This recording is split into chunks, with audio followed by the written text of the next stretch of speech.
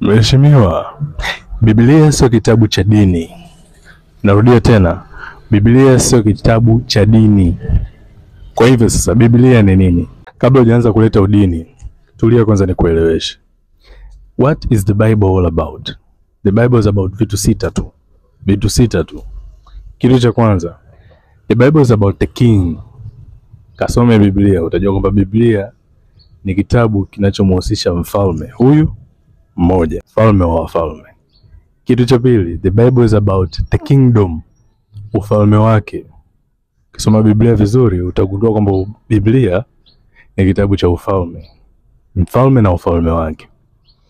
Kitu cha tatu, the Bible is about the royal family, familia ya kifalme, ambao familia hiyo uko wewe, mimi na wote ambao angalia video hii.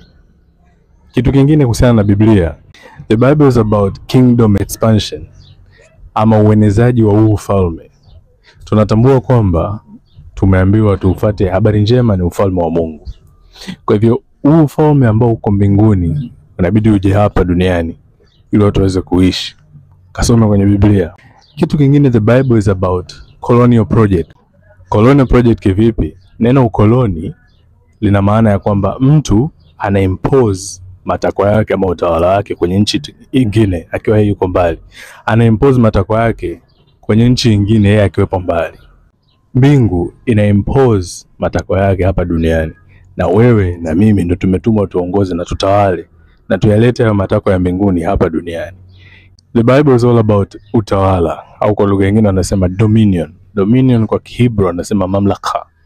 So when you go read utajua kwamba wewe umeletwa hapa ili utawale. Kwa hiyo inatuelezea namna gani mfalme na ufalme wake na familia yake inavyotakiwa iwe, na lengo kuu la kuenezwa mbingu ije hapa ni nini, na nani atakuwa afanye hiyo kazi. Ni mimi na wewe. Kwa hivyo mheshimiwa, siku zote hubiri kuhusiana na habari njema ya ufalme wa Mungu, na achana na dini, hazikusaidia. Achana na udini, hubiri habari ya Mungu. Ni mawazo tu.